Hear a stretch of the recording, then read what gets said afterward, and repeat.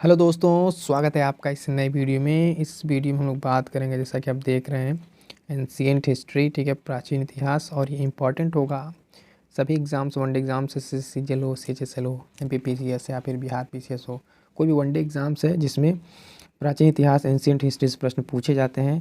तो दोस्तों, इसको हम लोग कवर अप कैसे करेंगे? पहले तो कंसेप्ट देखेंगे और कंसेप्ट के साथ हम लोग देखेंगे एमसीक्यू। देखते हैं पहले किस तरीके से हम लोग सारी चीज़ों को देखेंगे। पहले ये सारा कंसेप्ट हम लोग देखेंगे वन बाय वन करके। उसके बाद हम लोग करेंगे कुछ क्वेश्चंस की प्रैक्टिस, फिर उसमें क्वेश्चन की प्रैक्टिस होगी वन बाय वन करके। ठीक है, एक टॉपिक को कवर करने के बाद से कैसे पढ़ा जाता है कि पहले आप कोई भी टॉपिक पढ़िए, उसके बारे में जो फैक्ट्स हैं उसको जानिए, फिर उससे रिलेटेड सारे क्वेश्चंस को लगाइए। देन उसके बाद से हम लोग आगे इस तरीके से प्रोसीड करेंगे। तो चलिए देखते हैं कि इसमें भी आप समझ ही गए होंगे कैसे क्या है कंसेप्ट, और उसके साथ एमसीक्यू है। और एंशिएंट हिस्ट्री से जो भी प्रश्न जिस तरीके से पूछे जा रहे हैं अब तक, उसके हम लोग प्रैक्टिस करते हैं। तो चलिए सबसे पहले हम लोग देखेंगे क्या कि इस वीडियो में जो भी कंसेप्ट है इस चैप्टर से रिलेटेड, इस लेक्चर फर्स्ट में हम लोग देखेंगे कंसेप्ट और फैक्ट्स दोनों। ठीक है, चलिए स्टार्ट करते हैं।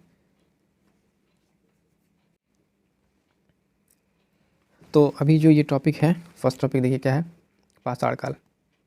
प्राचीन इतिहास के शुरुआती पाषाण काल से अगर देखें तो यहाँ से कौन कौन से फैक्ट्स हैं, किस तरीके से क्वेश्चन फ्रेम होंगे, उस चीज़ को देखते हैं। तो सबसे पहला क्या है कि देखिए द फैक्ट क्या है, रॉबर्ट ब्रूस फुट थे।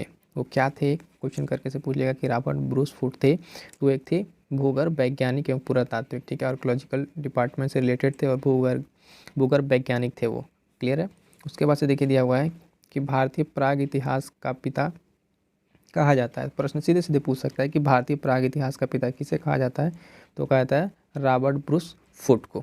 ठीक है, इसके बाद से है कुछ देखिए फैक्ट की जो कंसेप्ट की कोपेनहेग। ठीक है, कोपेनहेगन संग्रहालय की सामग्री से पाषाण का स्वरलोह का त्रियुगी विभाजन किसने किया था? इन सब चीज़ों को लेके जो एक संग्रहालय में सामान रखा हुआ है, वहाँ से इन चीज़ों को लेके उसका विभाजन किसने किया था? और किस तरह का विभाजन है दोस्तों, ये भी ध्यान रखेंगे, त्रियुगी विभाजन। ठीक है, किसके द्वारा किया गया? तो किया गया था थॉमसन के द्वारा। ठीक है, पशुपालन के साक्ष्य सर्वप्रथम मिले हैं तो कहाँ मिले हैं? मध्य पाषाण काल में। पशुपालन के सर्वप्रथम साक्ष्य कहाँ मिले हैं? तो मध्य पाषाण काल में। ठीक है, नेक्स्ट देखते हैं, मध्य पाषाण काल में पशुपालन के प्रमाण जहाँ से मिले वह स्थान है। जो मध्य पाषाण काल था उसमें पशुपालन के प्रमाण कहाँ से मिले? बेसिकली वो जगह है आदमगढ़। क्या है? आदमगढ़। नेक्स्ट है चौपानी मांडो काकोरिया महदहा। ठीक है, इस तरह के और सराय नरसरा स्थल में से हड्डी के उपकरण प्राप्त हुए। हड्डी के उपकरण बेसिकली यहाँ से पूछ आपसे रहा है कि हड्डी के उपकरण कहाँ से प्राप्त हुए हैं, तो देखिए वो है महदहा और सराय नाहर से। ठीक है, नाहर राय से, ये जगह स्पेशली याद रखें। यहाँ से क्या प्राप्त हो रहा है? हड्डी के उपकरण। फिर इसके बाद से क्वेश्चन पूछा हुआ है इस तरीके से फैक्ट के तौर पर देखें तो वही चीज़ कि हड्डियों से निर्मित आभूषण। अभी हमने देखा कि हड्डी के उपकरण और हड्डियों से निर्मित आभूषण, हड्डियों के निर्मित आभूषण मध्य पाषाण काल में प्राप्त हुए हैं, तो है महदाह से। ठीक है, याद रखेंगे ये महदाह से। अभी आगे चल के हम लोग इसकी एमसीक्यू प्रैक्टिस भी करेंगे किस तरीके से क्वेश्चन फ्रेम होते हैं, तो ऑप्शन के साथ हम लोग एलिमिनेट कर पा रहे हैं कि नहीं। ठीक है, उसके बाद से एक ही कब्र से 3 मानव कंकाल मिले। ऐसी कौन सी जगह है जहाँ से एक ही कब्र से 3 मानव कंकाल मिले हैं? तो ये बेसिकली जगह कौन सी है? दमदमा। दोस्तों याद रखेंगे दमदमा। इस जगह से क्या मिला है? एक ही कब्र से 3 मानव कंकाल मिले हैं। ठीक है, नेक्स्ट देखते हैं कि खाद्यान्नों की कृषि सर्वप्रथम प्रारंभ हुई थी। सर्वप्रथम कृषि खाद्यान्न के लिए कहाँ से प्रारंभ हुई थी? तो नवपाषाण काल से। कहाँ से? नवपाषाण काल से। भारत में मानव का सर्वप्रथम साक्ष्य मिलता है। याद रखेंगे, देखिए क्या है कि भारत में मानव का सर्वप्रथम साक्ष्य कहाँ मिलता है? तो बेसिकली नर्मदा घाटी से मिलता है। कहाँ मिलता है? नर्मदा घाटी से। चलिए नेक्स्ट देखें। यहाँ से भी इसमें देखिए इस फैक्ट क्या है कि मानव द्वारा सर्वप्रथम प्रयुक्त अनाज क्या है? मनुष्यों ने सबसे पहले कौन सा अनाज का प्रयोग यूज किया? तो है जौ का। किसका प्रयोग किया? जौ का। भारतीय उपमहाद्वीप में कृषि के प्राचीनतम साक्ष्य प्राप्त हुए हैं। कहाँ से प्राप्त हुए हैं? भारतीय उपमहाद्वीप में कृषि के प्राचीनतम साक्ष्य प्राप्त हुए हैं लहुरा देव से। कहाँ से? लहुरा देव से।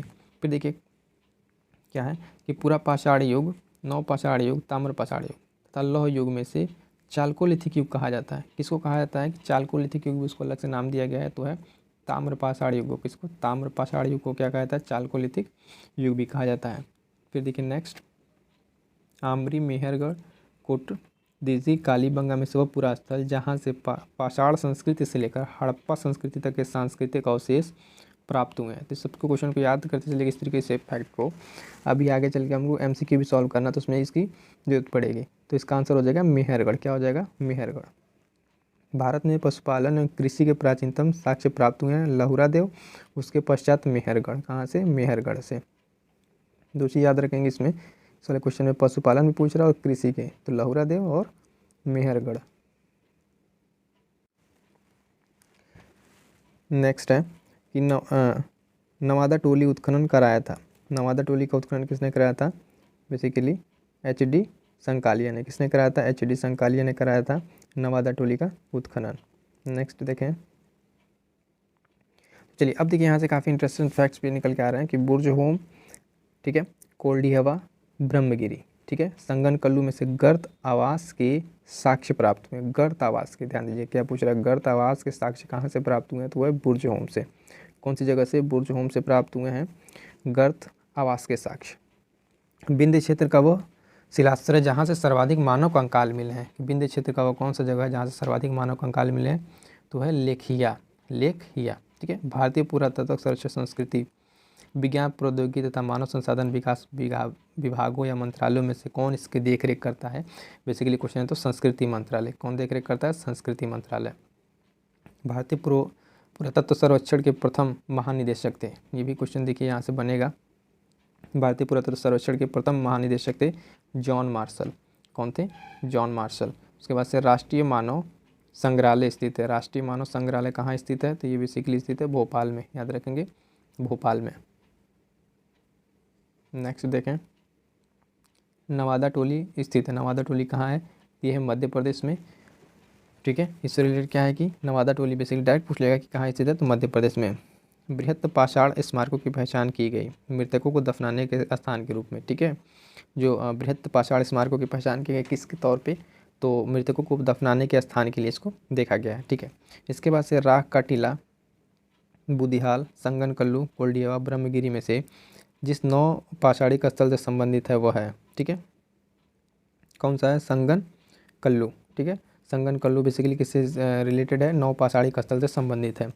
चलिए इसके बाद से इसमें दिया हुआ है कि भीमबेटका प्रसिद्ध है। भीमबेटका डायरेक्ट पूछा हुआ क्वेश्चन, भीमबेटका। अभी आगे हम लोग देखेंगे भी फर्दर इस तरह के क्वेश्चंस को, कहाँ कहाँ से क्वेश्चन कैसे फ्रेम हुआ है, अभी आप देखिएगा, काफ़ी इंटरेस्टिंग होने वाला है। भीमबेटका प्रसिद्ध है गुफाओं के शैल चित्र के लिए। किसके लिए? गुफाओं के शैल चित्र के लिए फेमस है भीमबेटका, ठीक है। फिर क्वेश्चन है भारत में सर्वाधिक शैल चित्र प्राप्त हुए हैं। सर्वाधिक शैल चित्र कहाँ से प्राप्त हुए हैं? भीमबेटका से। कहाँ से प्राप्त हुए हैं? भीमबेटका से सर्वाधिक शैल चित्र प्राप्त हुए हैं।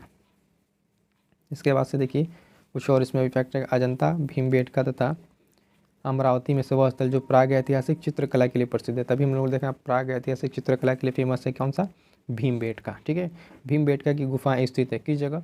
अब्दुल्लागंज, रायसेन, मध्य प्रदेश में। ये एड्रेस याद रखिएगा। अब्दुल्लागंज भी ऑप्शन में दे सकता है, रायसेन भी, या मध्य प्रदेश, तीनों में से कोई एक देके आपसे जनरली ये क्वेश्चन पूछा जा सकता है कि भीमबेटका की गुफाएं कहाँ स्थित है। नेक्स्ट है गैरिक मृदभांड पात्र OPC का नामकरण हुआ था, ठीक है। इसका नामकरण कहाँ हुआ था? हस्तिनापुर में, याद रखेंगे कहाँ पे? हस्तिनापुर में। फिर देखिए ताम्रपाषाण काल में महाराष्ट्र के लोग मृतकों को घर के फर्श के नीचे दफनाते थे, ठीक है। तो किस तरीके से? उत्तर से दक्षिण की ओर। यदि से याद रखेंगे, उत्तर से दक्षिण की ओर। नेक्स्ट देखिए कि ब्रह्मगिरी, बुर्जहोम, चिरांद तथा मास्की में से वह स्थल जहाँ पे मानव के कंकाल के साथ कुत्ते को भी दफनाया गया है, ठीक है। तो जगह कौन सा है? बुर्जहोम, याद रहेगा। तो ये था फ्रेंड्स जो भी इस टॉपिक से रिलेटेड क्या था, सारे थे। देखिए अगर हम लोग तो फैक्ट या कह लीजिए या फिर इसके कंसेप्ट हमने देखा यहाँ पे, ठीक है, पाषाण काल के। अब चलिए इसके आगे हम लोग देखते हैं कि क्वेश्चन की प्रैक्टिस। अब टाइम आ गया है किस चीज़ के लिए? हम लोग करेंगे क्वेश्चंस की प्रैक्टिस। तो लेट्स डू इट, ठीक है। क्वेश्चन की प्रैक्टिस करते हैं। अब यही जो हम लोग टॉपिक पढ़ा है ना, इसी से रिलेटेड पढ़ने के बाद तुरंत हम लोग MCQ कर लेंगे, तो ये चीज़ें काफ़ी हम लोग को अच्छे से याद भी हो जाएंगी यहीं। फर्स्ट देखिए क्वेश्चन देखते हैं हम लोग। फर्स्ट क्वेश्चन क्या है? कोपेनहेगन संग्रहालय की सामग्री से पाषाण और कांस्य और लौह युग की त्रियुगी विभाजन किसने किया था? हमने कहा था ना। तो ये question same as it is question पूछा हुआ है, किसके द्वारा किया हुआ है? इसका राइट आंसर क्या हो जाएगा? ऑप्शन ए, थॉमसन ने। क्या हो जाएगा? ऑप्शन ए, थॉमसन ने किया था इस तरह का त्रियुगी विभाजन। देखिए भीमबेटका की गुफाएं स्थित है, कहाँ स्थित है? 4 ऑप्शन देके हमसे क्वेश्चन पूछ लिया सिंपली।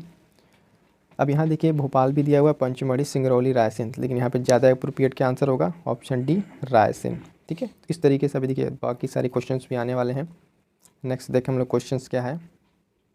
नेक्स्ट क्वेश्चन देखिए, निम्नलिखित में से किस स्थल से मानव कंकाल के साथ कुत्ते का कंकाल भी दफनाया हुआ है या इस तरीके से प्राप्त हुआ है।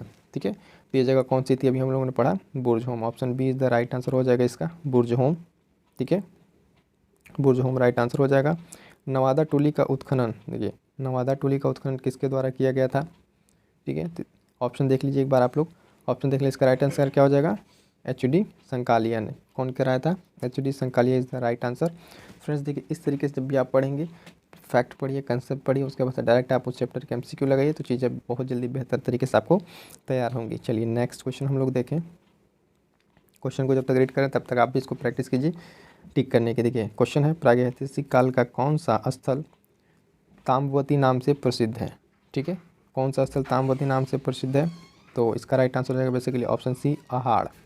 अहाड़ स्थल जो है किस नाम से फेमस है, स्थल ताम्रवती नाम से भी ये फेमस है।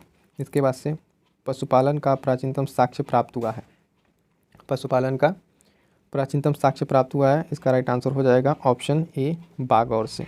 कहाँ से, पशुपालन के प्राचीनतम कहाँ से मिला साक्ष्य, बागौर से। ठीक है फ्रेंड्स, देखिए इंडियन एपिग्राफी के लेखक हैं, इंडियन एपिग्राफी के लेखक कौन है, तो इंडियन एपिग्राफी के लेखक हो जाएंगे, इसका राइट आंसर हो जाएगा ऑप्शन ए, डी.सी. सरकार। कौन, डी.सी. सरकार is the right answer. Next question देखिए, नेक्स्ट क्वेश्चन क्या है कि भीमबेटका किसके लिए प्रसिद्ध है, वही क्वेश्चन आगे डायरेक्ट पूछ लिया, इसका राइट आंसर क्या हो जाएगा, आप लोग देखिए तब तक क्या हो जाएगा, ऑप्शन ए, गुफाओं के शैल चित्र के लिए, गुफाओं के शैल चित्र के लिए क्या फेमस है, भीमबेटका।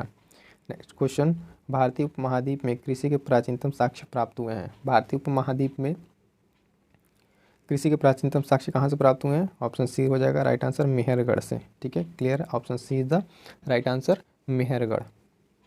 चलिए नेक्स्ट क्वेश्चन देखें, भारतीय पुरातात्विक सर्वेक्षण निम्नलिखित विभाग मंत्रालय में से किसके अधीन कार्य करता है। चार ऑप्शन आपके पास है, संस्कृति, पर्यटन, विज्ञान प्रौद्योगिकी, मानव संसाधन विकास। इसका राइट आंसर क्या हो जाएगा, ऑप्शन ए, संस्कृति मंत्रालय। कौन सा मंत्रालय हो जाएगा फ्रेंड्स, इसका राइट आंसर हो जाएगा क्या, ऑप्शन ए, संस्कृति मंत्रालय। नेक्स्ट क्वेश्चन देखें हम लोग, निम्नलिखित में से किस स्थान से गर्त निवासों का पुरातात्विक साक्ष्य मिलता है। अभी लोगों ने पढ़ा ना गर्त निवासों का, तो गर्त निवासों का साक्ष्य जो मिलता है वो है, राइट आंसर हो जाएगा ऑप्शन बी, गुफकराल से। कहाँ से, Gufkral is the right answer for this question. उस स्थल का नाम बताइए जहाँ अस्थायी जीवन के प्रमाण मिले हैं। ठीक है, अस्थायी जीवन के प्रमाण के बारे में बात कर रहे हैं क्वेश्चन, इसका राइट आंसर हो जाएगा ऑप्शन डी, मेहरगढ़ से। कहाँ से, मेहरगढ़ से फ्रेंड्स को प्राप्त किया गया है। नेक्स्ट क्वेश्चन देखें, प्रथम मानव जीवाश्म भारत की किस नदी घाटी से प्राप्त हुआ था। तो बहुत स्टार्टिंग हम लोगों ने इस फैक्ट पढ़ा था, कहाँ से, इसका ऑप्शन हो जाएगा, देखिए ऑप्शन एक बार ध्यान से देख लीजिए कौन कौन सी नदी घाटी दिया हुआ है, लेकिन इसका राइट आंसर हो जाएगा ऑप्शन सी, नर्मदा घाटी। नर्मदा घाटी इज़ द राइट आंसर। ठीक है, नेक्स्ट क्वेश्चन, निम्नलिखित स्थलों में से कौन सा प्रागैतिहासिक चित्रकला के लिए प्रसिद्ध है। प्रागैतिहासिक चित्रकला के लिए प्रसिद्ध है, वही हमारा Bhimbetka is the right answer. ठीक है, तो भीमबेटका राइट आंसर हो गया। तो आई थिंक हाँ, चलिए फ्रेंड्स, तो ये थे फ्रेंड्स क्या पूरी तरीके से एक टॉपिक लिया हमने, उसके फैक्ट्स, कंसेप्ट जो भी था हमने एक बार रिवाइज़ किया, फिर उसके बाद हमने क्या किया, उससे रिलेटेड जो एमसीक्यू उसको सॉल्व किया। तो ठीक है, इस वीडियो में इतना ही, इस वीडियो की सीरीज़ को हम लोग आगे भी कंटिन्यू करेंगे। तब तक के लिए थैंक यू सो मच, और आप लोग वीडियो को लाइक कीजिएगा और शेयर ज़रूर कीजिएगा। फर्दर इसी तरह से नेक्स्ट लेक्चर हम लोग कंप्लीट कर लेंगे बाकी सारे एंशिएंट को, फिर आगे फर्दर और भी जो भी सब्जेक्ट्स हैं उसको भी कवर करेंगे। तब तक के लिए थैंक यू सो मच।